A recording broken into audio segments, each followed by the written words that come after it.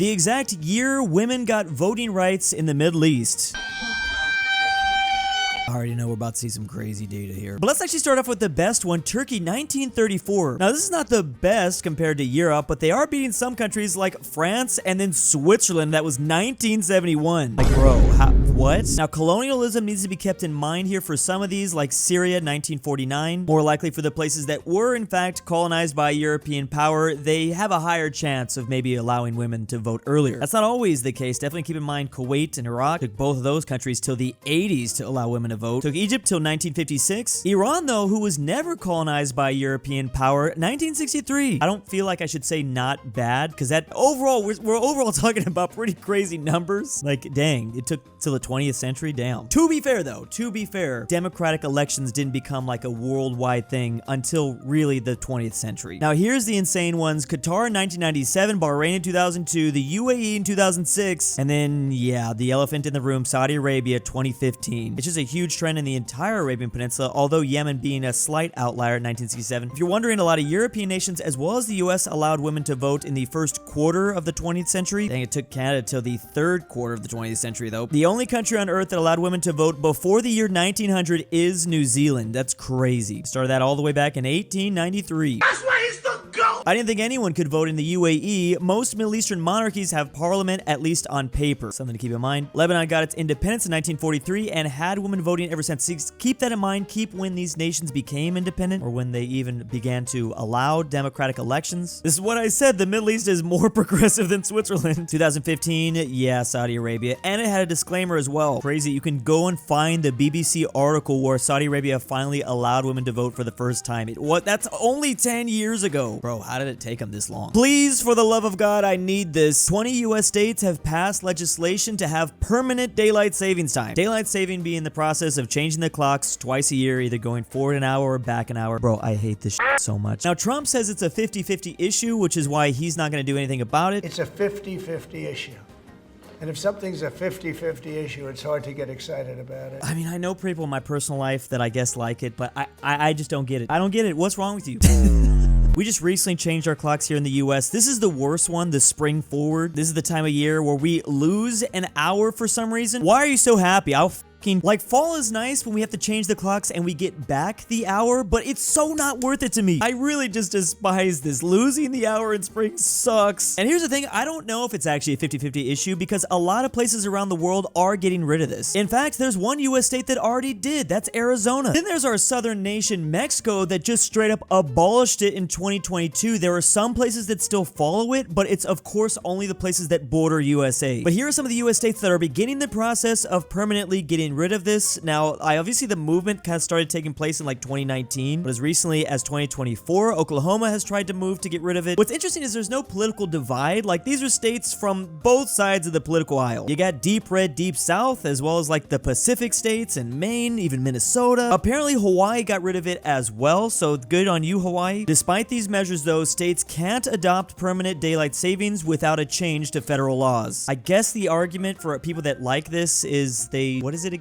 Something about taking their kids to school in the daytime in the light. I don't know. And then the origin story behind this stuff has something to do with farming, right? Oh, it's to conserve fuel and to extend daylight hours for work and industry. Of course, it was a German invention. Damn Germans. What I think is wild is that it's such a mix of red and blue states. Daylight savings is absolutely the last nonpartisan controversial issue in existence. It's literally, yeah, just morning people versus evening people. As a software engineer, this is my worst nightmare. Having various states using different times. Like some of the states using the permanent daylight savings while others continue with the process we're doing right now. What if we just met in the middle and moved the clocks forward 30 minutes this weekend and just stop changing the clocks forever? As someone who lives in Arizona, I do not miss daylight savings time. Fun fact, the Senate passed a bill years ago to simplify the time the measured pass overwhelmingly bipartisan. Nancy Pelosi refused to bring the bill before the House, which had overwhelmingly bipartisan support. Oh, I'm sure she would have helped out if she could have had some sort of stock market gain out of it. Oh, see, it does have something to do with farmers, but yeah, not anymore. more. I don't know why I care about this so much. I'm just gonna give up. Believe it or not, no hurricane ever has crossed the equator. I would assume this has something to do with Earth's rotation, but as you can see, it might get close or even follow the equator, but it will not cross over the line and go into like the southern hemisphere, for example, or vice versa. Nothing crosses this line. It's so interesting, which I'm sure South America is not complaining about that. Look at this. They've never had a hurricane down there. I mean, even us in California have experienced like 2 or 3 hurricanes because sometimes they'll like boomerang out through the Pacific Ocean and come back and hit us in LA. Top comment, it's because we spin. It's the calm belt. Until now, this fall from producer Michael Bay, the cute, singular South American hurricane. I gotta admit, it does look pretty adorable. That must have been a fun little time for him. Also crazy just how intense some of these hurricanes really get in the Philippines and Japan. I mean, they definitely get us pretty bad in the Gulf of Mexico, but it might get even worse over here in Asia. Because they can't, trade winds rotate in the opposite direction on either side of the equator. It's a whole nother topic. The hurricanes generally go in the same direction. They at least start off with like a westward direction, but then they kind of go up, or like I said, they can kind of boomerang back this way. As a Californian, I have to say, I'm absolutely fascinated by hurricanes. I don't want to be that guy that says,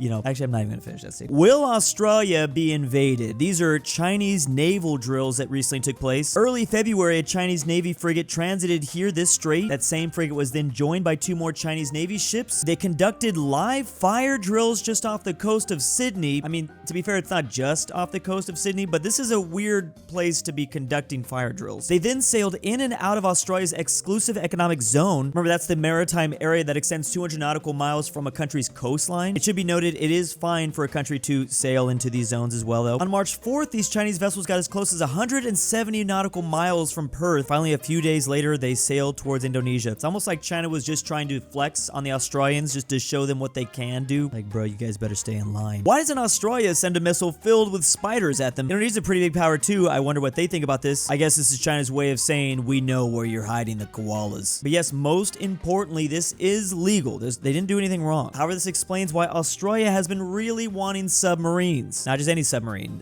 nuclear submarines. It's fair to say the Aussies feel a little bit threatened by China, as well as pretty much all their neighbors, to be honest. They all feel a little threatened by China. It kind of makes me think, could a coalition against China from the regional powers in this area eventually form up? I mean, the US has a lot of defensive pacts with individual places here. What if there was this massive defensive treaty between Japan, South Korea, the Philippines, Taiwan, ASEAN, Australia, and New Zealand one day? That would be absolutely insane. Things continue to get worse for Ukraine. They're now losing ground in Kursk. After the Russians continued to occupy eastern Ukraine, the Ukrainians decided to move into Russian territory. The issue is here that, well, they're not going to be able to hold on to that clearly. I mean, that's a given. Whether there's a peace deal or not, they are definitely going to be leaving this region. But this is very important to remember because we don't have peace talks yet. But when we do, this will be a bargaining chip. Unless, of course, they lose all this before the peace talks even begin. Look how close the Russian territory that's currently occupied by Ukraine is to this Kursk nuclear power plant. That's got to be a little threatening. I mean, the Ukrainians were going to inevitably lose this probably no matter what, but it will just continue to get worse and worse the longer time goes on. Like, the Russians have their war machine. It's at full throttle at this point. It's like a couple years after Operation Barbarossa during World War II when the Germans invaded. It takes the Russians a little bit to get going,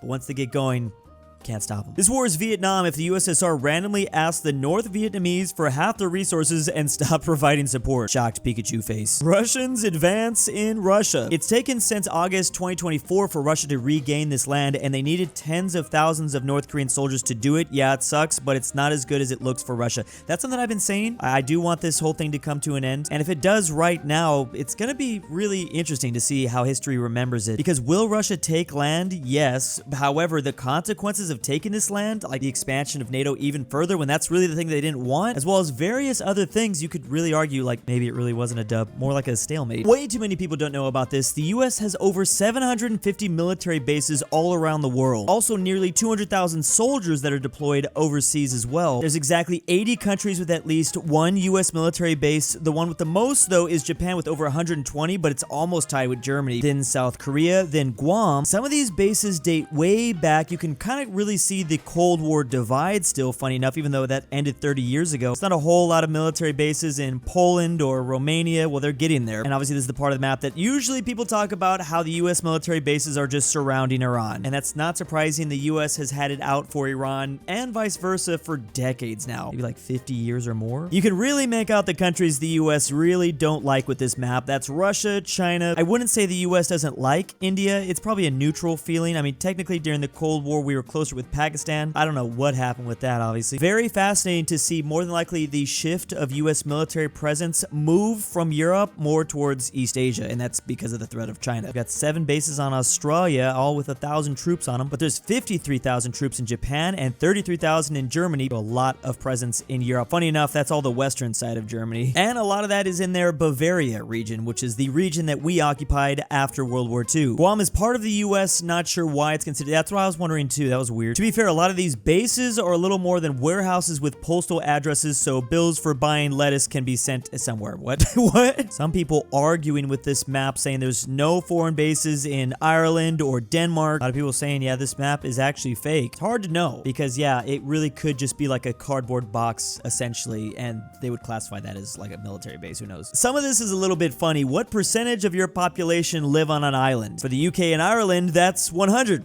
100% of British people live on an island, as well as 100% of Irish. Also Iceland as well, but there's a little bit more to this map with some interesting results. For example, I think Denmark is the most interesting part. Obviously, Denmark is, well, it's a peninsula on continental Europe, but they do have a lot of islands. Copenhagen is on a big island. Denmark is like 50% continental territory as well as 50% islands. A really strange combination, actually, if you think about it. And it gets even crazier considering the overseas territories that Danish still control, because they got more islands. So a majority of their people actually live on islands rather than just this peninsula. The next closest in Europe, 15% of Greeks live on islands. To be honest, I kind of thought that would be a larger percentage, but that's partly because this is not a giant island. This is still connected here. Considering that large chunk of landmass that looks like it's an island is not an island, 15% is still a lot. A lot of people role-playing out here as Spartans, I guess. 11% of Italians live on islands, and I'm sure the vast majority of those are coming from Sicily and Sardinia. This is a funny map too, just because, well, there's some landlocked countries where obviously none of their population live on an island. But technically, if they had a lake and there was an island on that lake, if one person lives on it, then, well, there you go. I guess that's why these numbers just say less than 1%. They're not saying an absolute zero. Kind of funny seeing the non-landlocked nations, or the coastal nations, with not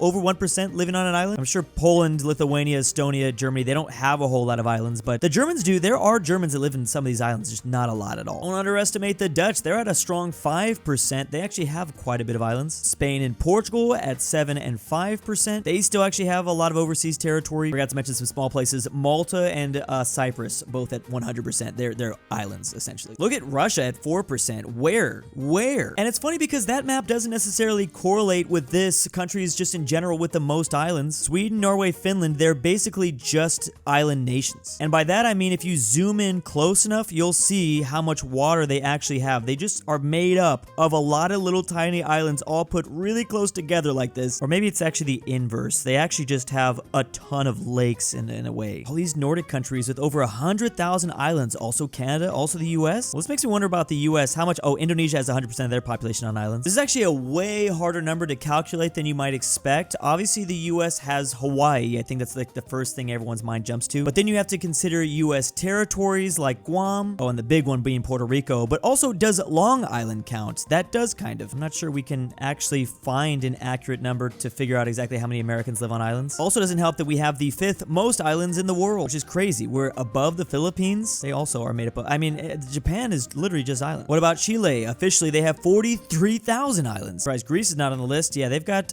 they're famous for their islands. They might not have necessarily a lot. They got big islands. I respect the whole less than 1% just to account for rare exceptions, but I'm pretty sure we can be certain it's 0% for the Vatican. Who knows? Maybe someone like, I was gonna make a dumb joke about like a bathtub or something. I'm just not even gonna do that. Some of the islands with the most population, we have Åland, and then all these other ones that I am not going to be able to pronounce. This is some pretty interesting data, but I feel like there's maybe some islands like in rivers that we might be forgetting about. By the dip, bro! Bro, with what? The Magnificent Seven just lost 3.3 trillion. The Magnificent Seven being some huge American companies like Apple, Microsoft, Nvidia, Amazon, Google, Meta, and Tesla. And bruh, I'm gonna have to sell the house soon enough. I don't know how much further down I can keep going. After the market had a great 2024, things are not looking good at all here in 2025. Bro, don't remind me. It just started falling off a cliff February 20th. You're gonna laugh, but I have to say this. I went all in on like probably the latter part of December. I put a lot of money in like right around here, and yeah. Dude, I cannot gamble for shit. Just don't take me to Vegas ever. I cannot believe this. I have the luck of a, I don't know. I must just not be all that Irish. It sucks for many people with pensions and retirement accounts getting ready to retire. Yeah, see, that's the thing. If you're young and enough. As long as you're not like in your 50s, this is not really going to affect you long term. Market was sufficiently overly valued, needed a correction. That's also a good point. Everyone keeps saying this, but bro, I ain't got nothing else.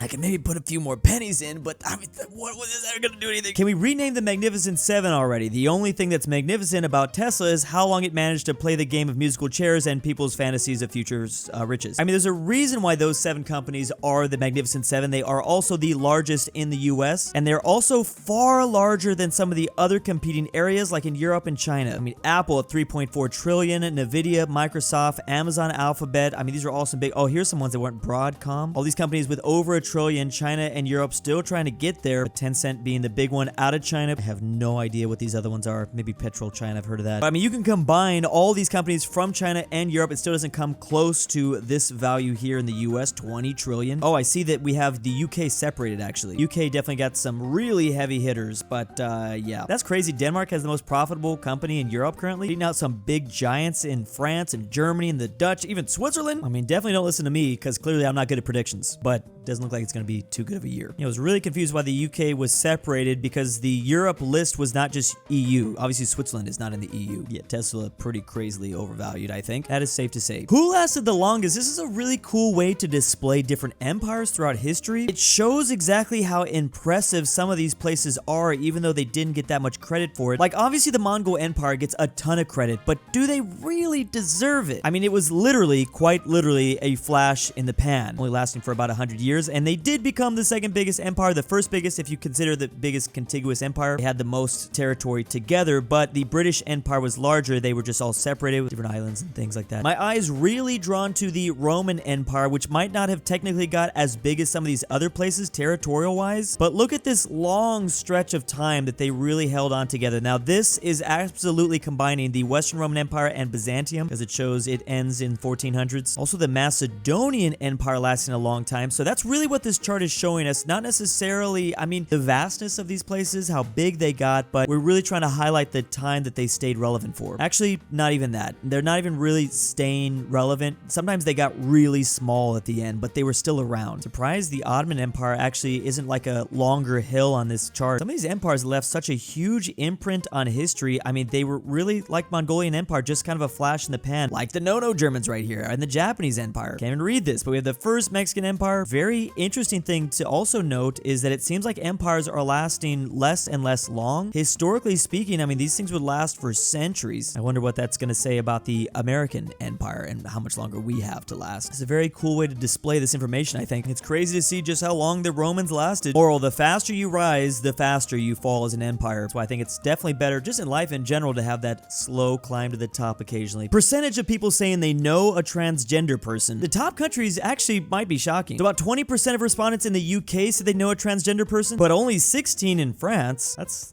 a little surprising. 23% in Spain, 21% in Turkey, but Italy takes the cake at 30% in all of Europe. Obviously, the further east you go onto this continent, the less likely it is, which there's a lot of things that have to do with that. Surprisingly, though, even Russia has places like Japan, South Korea, and China beat. Out of almost the 1.5 billion people that live in China, only 11% know a transgender person. India's even more populated. They're at 20%. Something I'm thinking about, though, is this question doesn't say they know them in real life. It could be an online persona or a celebrity, right? I feel like I know is very open-ended, but maybe it's meant to be like that. South Africa with 32% is actually beating a majority of the Eastern Hemisphere. In fact, they're even beating Italy in Europe. They have the most in the entire old world. Australia's only at 22%. South Africa has USA and Canada beat. The US is only at a quarter. This is basically a third of the entire country. But that still doesn't come close to Mexico at 45%. They've got Argentina beat, which Argentina has pretty high numbers. Also Peru at 43%, but number one is Brazil. Almost half the country know at least one transgender person. That is incredible. I would have not expected so much from Latin America. All the countries polled here in this map are at least in the top 2 tiers. Of course, the top count is something that I mentioned before. No as in heard of or personally no, because there's a huge difference. What's interesting about this data is it's actually a bit outdated. I bet you anything these numbers are a lot more if you polled all these countries right now. I'm actually starting to notice a little bit of a pattern here, to be honest. It feels like the Latin countries, Italy, Spain, Portugal, or countries that speak one of the Romance languages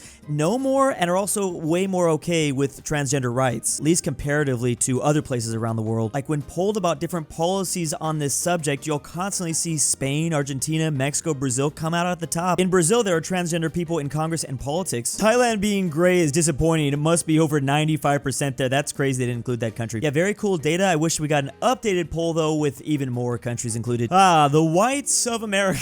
I gotta be careful saying that one. These are the most common ethnicities out of Americans that are white. So for example, I don't know, my 23andMe like consistently changes. It's like English, Irish, Danish, Norwegian. I think for the most part, I'm English, just along with the rest of the country. That's not too shocking to see that most white Americans are basically just English, considering, you know, we came here from Britain anyways. The brown counties actually have more Spanish ancestry, and that also matches up with Mexico. Apparently, the northern Mexican states have a lot more Spanish ancestry than deeper in near like Mexico City. This is where all the German whites are. There's a lot of memes about that. This is like the Nordics of America. Sorry, this is exactly the Nordics of America. Wait, what's that's showing? Oh, here we go. Yeah, Norwegian. So the Viking Americans only live in like the Midwest and the northern states. All this blue are just like the Germans basically. Why are the Germans just in Las Vegas? That's really weird. To see the weird pockets of German ancestry in only certain parts of like the Yellow Sea is crazy. All this German here in Texas. There's only a couple of French ancestry Americans, of course, one of them being near Louisiana, and the other pocket is up here near Quebec, and that's not shocking. The Irish still haven't really left the East Coast. They're all up in New England, Boston being the hub, I'm thinking. And of course, that red are the Italians in New York, in New Jersey, and there's a couple other pockets. The Irish the Irish and the Italians, they really did not go further out than that area. Oh, they do go to Florida, though. Oh, we got Spanish, Italian, Irish, and that's sunburn, though. I don't know if I could do that. Oh, that's crazy. I have an ancestor, apparently, that did go to Utah. This is Danish. This is the only part of the map that is Danish, and that is apparently where my ancestor went. This one brown square is Czech. Well, the Irish did make it out to the West Coast. This is in San Francisco. They're just here. I'm really starting to question if I'm colorblind or not, though, because some of these colors are really similar. It's freaking me out. Last thing to mention is the Scottish Irish here in the deep south. Look at this: Tennessee, West Virginia, Kentucky. I like that the Norwegian, Swedish, and Finnish established their own little countries in northern USA in the same geographical layout as their home countries. Pretty sure the Scots moved to Appalachia for that reason, and the Irish stayed near Boston. It does seem like maybe for some of these ancestries, they did stay in the place in the US that might have reminded them of home back in Europe. Fun factoid, but that area of Ohio being Italian is because during the heyday of organized crime, it was the halfway point between New York and Chicago. Well, there you look at that. There's also a little point in Pennsylvania, too. That's why I'm kind of surprised there's not more Italians in Vegas. That checks out. Anecdotally, I've never really just met an Italian going to Las Vegas. That's not to say I met a German, though, going to Las Vegas, but I'd grown up with so many people with Italian ancestry in New York, Westchester, Long Island. It was only when I moved away that I realized, holy crap, that was just a tri-state area thing. Yeah, I almost never run into anyone with Italian ancestry. Not here in California, at least. Shout out to the Danes in Utah. See, what is up with that? Denmark really wanted to become Mormon, I guess. This subreddit has really made me aware of how color deficient I am. Dude, that's what I'm saying. What's really interesting is that this is the same map, but from the 2010 census. So it appears that maybe English ancestry is growing more and more, or just data collection is really different. It's a lot more accurate. I'm not sure exactly what's going on here, but yeah, there's a lot more yellow now than German ancestry. Obviously, the major pockets of Italian and Irish and French, that really hasn't changed much. There's also a lot less people with Scottish Irish ancestry, at least extending throughout the deep south and Texas. They kind of just here. Again, this is only from 2010. Look at this change. That's actually insane. Pretty much we're all just going to get taken over by the English, or maybe just the German ancestry parts are, I guess. Keep in mind for some of these, though, for some of these ancestries, the color was changed between the maps, but like for Finnish, this is still Finnish. Just the colors changed. Bro, we're all becoming English. And big thanks to the people who donate to me on Patreon. I'm Drew, and I identify as an Alabamian supremacist. We're coming for you, Mississippi. Drew's Argentinian Trust Fund. Rip Grandpa. Alexander the Terrible. aPhatNarwhal. Carmel S. Connor Pavlik. Fredrik Tibblin. KingBearHaze. KirinoIsBestGirl. LuxembourgLover. The Nolan. If you'd like your name Tambre. Here, go check out that link to Patreon down below.